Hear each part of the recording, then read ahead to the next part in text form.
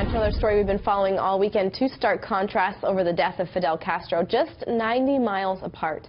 As those in Cuba are mourning the death of the dictator, we are seeing Cuban exiles whose families fled Castro's regime rejoicing in the streets in South Florida. Here with a live look at the celebration in Miami's Little Havana is our own Rick Leventhal. Rick, we saw the celebrations yesterday. Is it a similar atmosphere today? And Elizabeth, Miami police just moments ago closed traffic here on Calle Ocho, Southwest A Street, so the people can actually move out into the street in front of Cafe Versailles and celebrate the death of a dictator. I want to show you the front page of the most popular newspaper in South America, Diario Las Americas. It says, "Nunca más," with a profile shadow of Fidel Castro. Nevermore, the death of a dictator. And this party started in earnest Friday night after word leaked out that, in fact, finally, as many people had hoped for, the leader of that communist country did, in fact, pass away at the age of 90. And they poured out into the street here, banging on pots and pans, singing and chanting, which you can hear them doing right now, and celebrating this change in Cuban culture.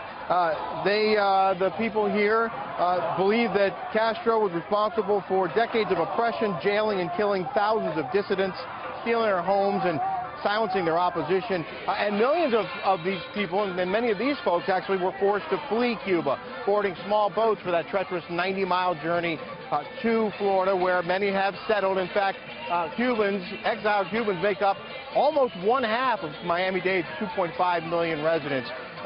The folks out here say they will keep on celebrating for as long as they can. Rick, what is the scene like down in Cuba, just 90 miles south? Well, the scene in Havana and across Cuba is very, very different. It's a much more somber tone, and many will tell you that they're not allowed to celebrate the death of a dictator in Cuba. For whatever it's worth, publicly people are mourning there.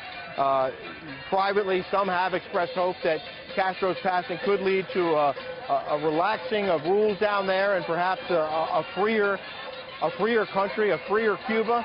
That remains to be seen, but I can tell you, Elizabeth, that this thing is only growing bigger by the hour, and the folks here show no signs of letting up. They will probably continue celebrating beyond Fidel's burial, which is scheduled for December 4th in Santiago. All right, Rick Leventhal reporting live. Thank you so much, Rick. We appreciate it.